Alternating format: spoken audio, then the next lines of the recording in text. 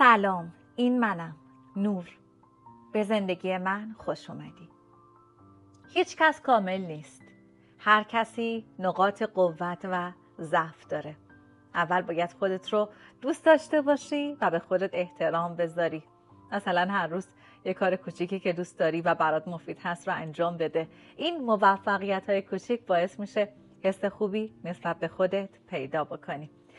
امروز هم براتون یه آموزش ماسک رو آوردم که این آموزش ماسک بسیار عالیه. بهت قول میدم زمانی که به این ماسک عادت بکنی دیگه هیچ وقت نمیتونی کنارش بذاری، چون دقیقاً پوستت رو مثل هلو زیبا میکنه. اینجا دارم پوستم رو از یک مقدار آرایشی که داشت پاک میکنم. معمولاً هم برای پاک کردن آرایش‌های پوست صورتم از وازلین استفاده میکنم. خیلی دوست دارم چون به پوستم یه حالت ارتعاشی و پوستم رو مثل بیبی ها جوون نگه داشته. من فکر میکنم وازلین یکی از بهترین موادیه که باید حتما استفاده بکنی. هیچ وقت قدیمی نمیشه.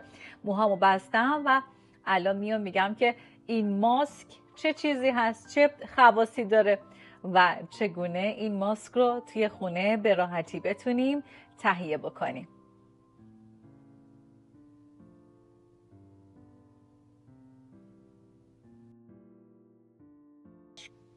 خب برای درست کردن این ماسک نیاز داریم به 4-5 تا عدد گیلاس تازه که هستش رو جدا بکنیم. 5-6 تا عدد انگور بدون هسته. معمولا انگورهایی که هستن دیگه مثل قدیما نیست که هسته داشته باشن. نیاز به نصف شلیل یا هلو داریم، هیچ فرقی نمیکنه. یه قاشق چایخوری عسل طبیعی و یه قاشق چایخوری ماست ساده که چیکار میکنه برای مرطوب کنندگی و کمک به جذب ویتامین خیلی خیلی عالیه. حالا اگر پوستت حساس نیست و میخوای پوستت روشنم بشه میتونی از آب لیمو استفاده بکنی که من استفاده نکردم. میوه ها رو خوب میشوری، از هسته جدا میکنی، میوه ها رو داخل مخلوط کن یا غذاساز بریز، پوره کن تا کاملا نرم و یک دست بشه و بعد با عسل و ماست، حالا آب لیمو که به دلخواه هست میتونی اضافه بکنی و خوب مخلوط بکنی. اگر ماسکت خیلی خیلی غلیظ شد میتونی یک کم آب معدنی یا گلاب بهش اضافه بکنی که حالت کرمی مانند پیدا بکنه. قبل از اینکه ماسک رو هم بخوای روی پوستت بذاری، همونطوری که توضیح دادم میتونی پوستت رو با وازلین پاک بکنی چون کامل تار و پود پوستت رو تمیز میکنه. اگر که نه میتونی با آب ولرم و شوینده صورت پوستت رو تمیز بکنی، صورت و گردن رو قشنگ تمیز بکنی و بیای این ماسک بسیار عالی رو 15 تا 20 دقیقه روی پوستت بذاری و بعد با آب ولرم بشوری و با حوله نرم خوش بکنیم. هفته 2 تا 3 بار میتونی این ماسک رو استفاده بکنی. پوستت رو زیبا و زیبا و زیباتر میکنه و بهت قول میدم هیچ کدوم از این ماسک هایی که توی بازار هستن به اندازه این انقدر قوی نیستند. حالا میدونی چه فایده ای برای پوست داره؟ ببین گیلاس سرشار از ویتامین سیه. ویتامین سی چیکار میکنه؟ کلاژن سازی رو تقویت میکنه، پوست رو سفت و جوان نگه میداره چون آنتی اکسیدان خیلی بالایی داره، یعنی از پوست در برابر پیری زودرس و لکه ها محافظت میکنه و خاصیت ضد التهابی داره، یعنی حتی قرمزی و جوش های ریز رو هم آروم آروم به مرور زمان از بین میبره. انگور چی کار میکنه؟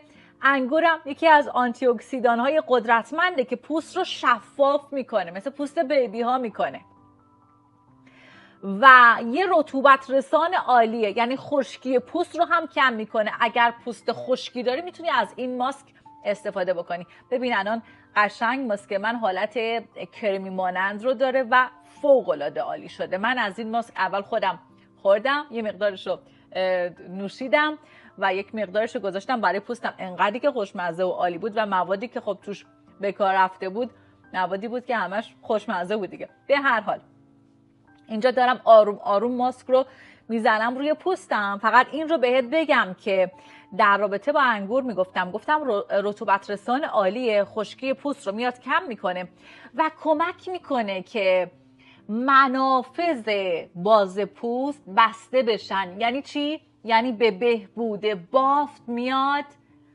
بافت پوست میاد کمک میکنه. شلیل چی کار میکنه؟ شلیل یا هلو سرشار از ویتامین های آ و سی هستن، یعنی کمک میکنن که پوست روشن بشه، زیباتر بشه و یه سری اسیدهای طبیعی ملایم دارن که باعث میشه سلول های مرده رو به آرومی لایه برداری بکنه و باعث نرم و لطیف شدن پوست میشه.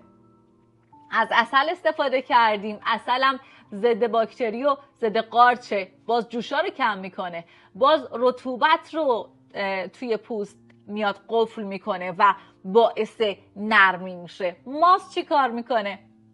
ماست که میدونید حاوی اسید لاکتیک دیگه، یعنی لایه بردار ملایم و روشن کننده.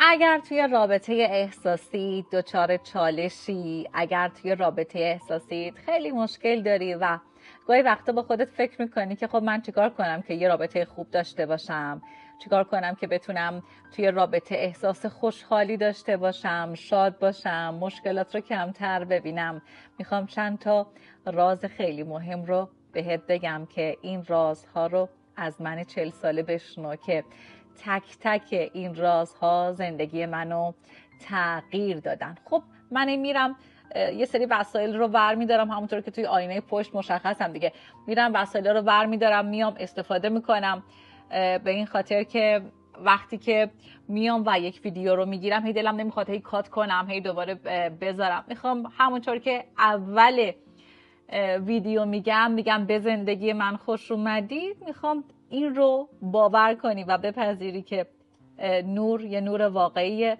و هر اون چیزی که میبینی در کمال صداقت برای شما دوستای عزیزم گفته میشه. میدونی توی یه رابطه اول از همه، شاید خیلی کلیشه‌ای باشه ولی اول از همه خودت رو دوست داشته باش. ببین مردها مثل پروانن، جذب نوری میشن که از درون میاد. پس اگر خودت رو دوست داشته باشی، به خودت اهمیت بدی، باورت به خودت قوی باشه، ناخودآگاه رفتارت پر از اعتماد به نفس میشه. مثلا موهاتو برای خودت شونه بکن، نه فقط برای اون. لبخند بزن حتی وقتی تنهایی چای میخوری، تنهایی قهوه میخوری، تنهایی بیرون میری. وقتی باهاش حرف میزنی حس من ارزشمندم رو توی چشمت نشون بده، نه با زبان بگو، نه، این حس رو توی چشمت نشون بده.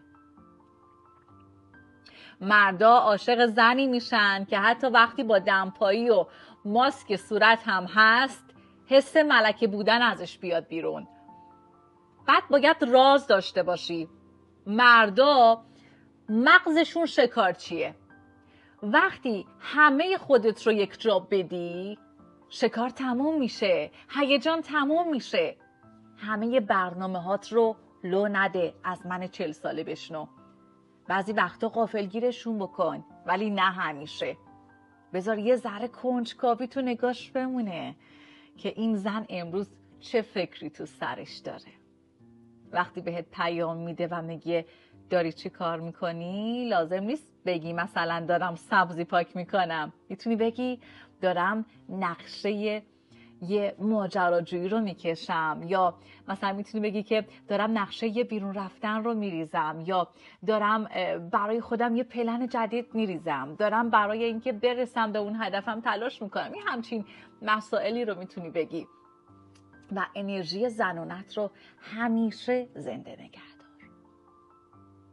خیلی مهمه. یعنی لطافت، آرامش و شیطنتی که مرد رو آروم میکنه و جذب میکنه. به صدات نرمی بده. وقتی کنارت نشسته یه لحظه شونش رو لمس کن. اجازه بده حس کنه تو جایی هستی که میتونه آرامش پیدا بکنه. ازش قهرمان بساز. مردها عاشق اینن که حس کنن برای زن زندگیشون یه قهرمانن. وقتی کاری برات انجام میده، حتی کوچیک، بگو وای بدون تو من چی کار میکردم. بذار گاهی کمک کنه، حتی اگه خودت بلدی یه کاری رو انجام بدی. وقتی مثلا میخوای یه چیزی رو باز بکنی برات سنگینه، وقتی که واقعا نیاز به کمک داری، دقیقاً مثل فیلم‌های اکشن هالیوودی، باید به مرد حس ارزشمندی رو داد. سعی کن که همیشه متفاوت باشه. اینجا از چی صحبت کردم؟ اینجا اومدم از برندی استفاده کردم که خیلی خیلی قیمت مناسبی داره، از آمازون میتونی تهیه بکنی.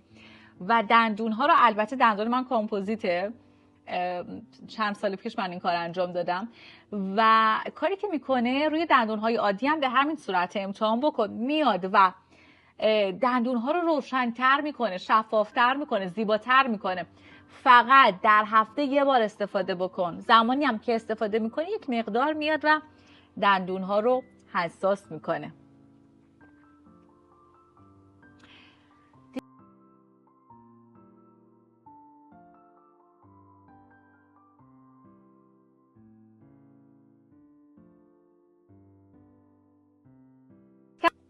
یه راز دیگه ای که باید بهت بگم اینه که همیشه یه مقدار متفاوت باشه.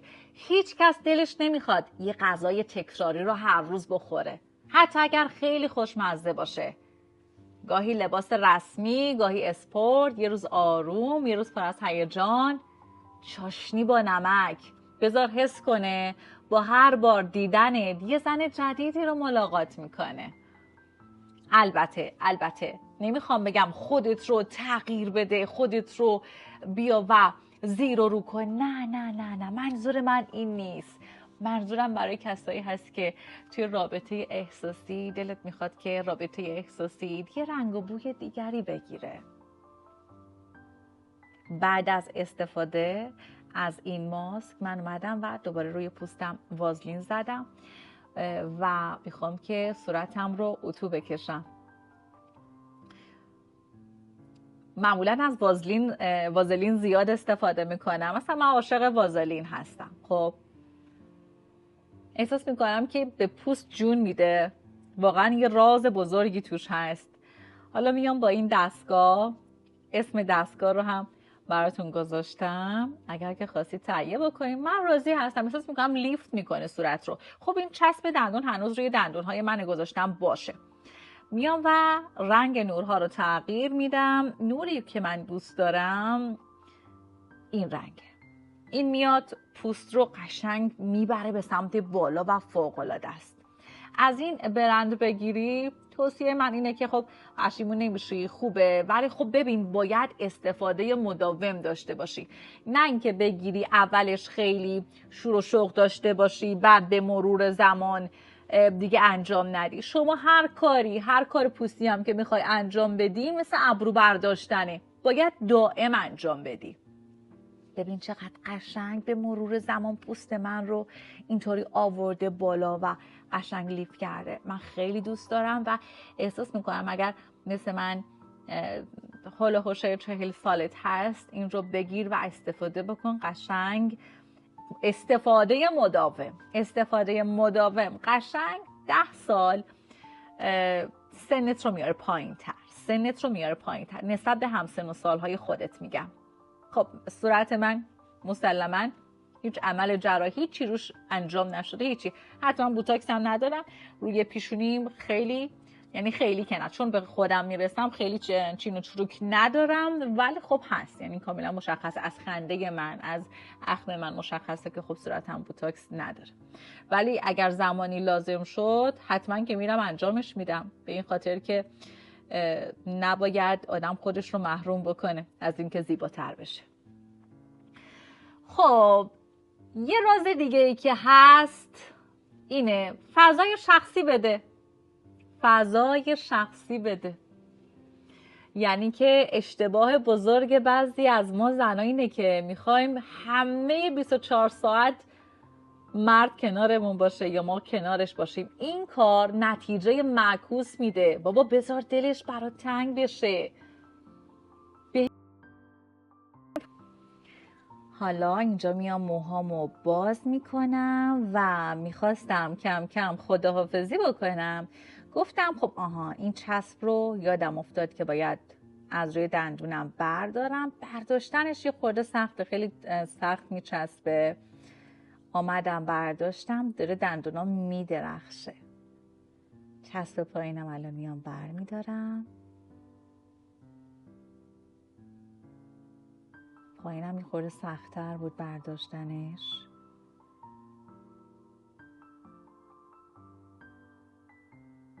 دیگه کم کم داشتم پشیمون می شدم که برداشته شد.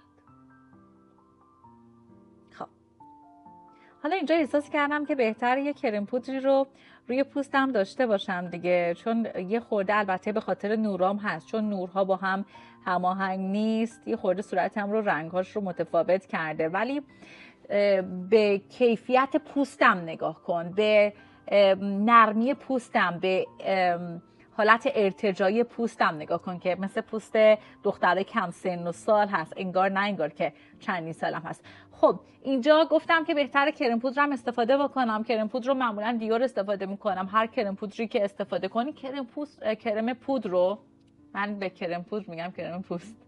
خب کرم پودر رو سعی کن همیشه بهترین ها رو استفاده بکنی، چون دائم استفاده میکنی به مرور زمان پوست رو میاد داغون میکنه، خراب میکنه. خب اومدم یه مقدار از کرم پودرم استفاده کردم که بیام خودم رو زیباتر بکنم، یعنی پوستم رو بیام یک دست‌تر بکنم، مخصوصا حالا توی دوربین. شما زمانی که میای ماسک روی پوستت میذاری، بعد وقتی که بعدش هم یه آرایش میکنی، آرایش خیلی زیبا روی پوستت میشینه.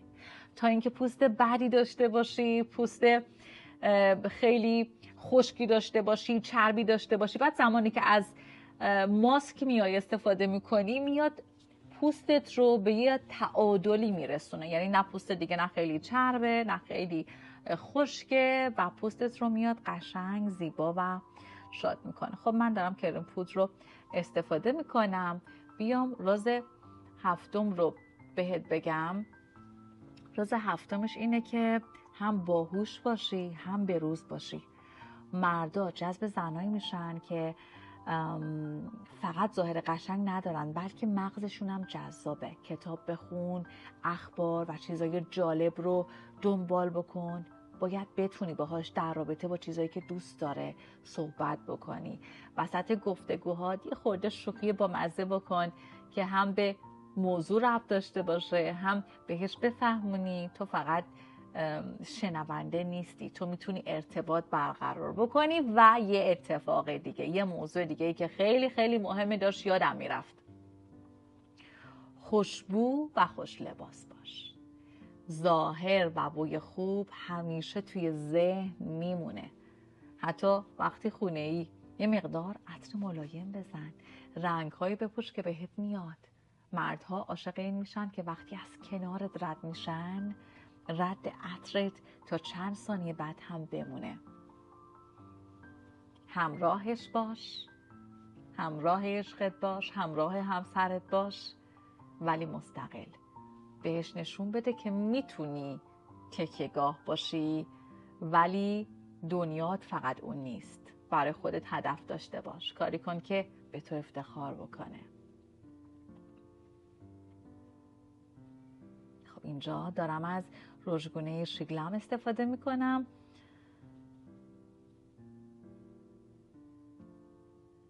معمولا یه خورده میام روی بینی من میزنم که سن و سالم رو یه خورده کمتر نشون بده. رژگونه رو میبرم به سمت بالا که صورتم رو حالت لیفت و خوشگل‌تر نشون بده.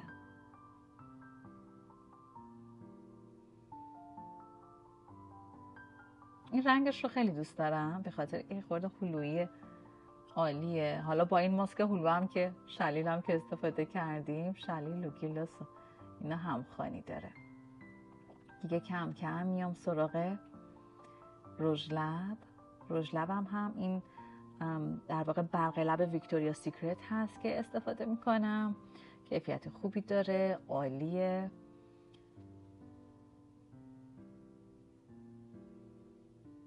آره اول میام از برق لب استفاده میکنم. خیلی اول میان رژ لب میزنن بعد برق لب. من ترجیح میدم اول برق لب استفاده بکنم تا رژ لب قشنگتر روی لبم بشینه. هرچند که خودش هم یه ته رنگی داره، قشنگه، جذابه، ولی میام از رژ لب نارس استفاده میکنم. حالا قشنگ شمارش رو هم برات میذارم، میتونی که اسکرین شات بگیری یا میتونی عکس بگیری و تهیه بکنی.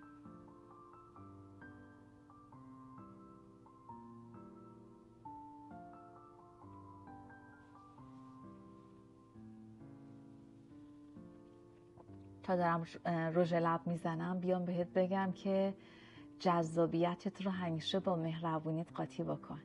یعنی ترکیب شیرینی و شیطنت همون چیزیه که مرد رو معتاد میکنه. گاهی با شوخی بکن، گاهی بی بهونه بغلش بکن. وقتی انتظار نداره یه جمله ساده بگو. مثلا بهش بگو میدونی خوششانسی یعنی چی؟ یعنی اینکه من تو رو پیدا کردم. و بعدش یه لبخند زیبا و شیطنت آمیز. خب آرایش من تموم شد. تا برنامه بعد، خدا حافظتون باشه.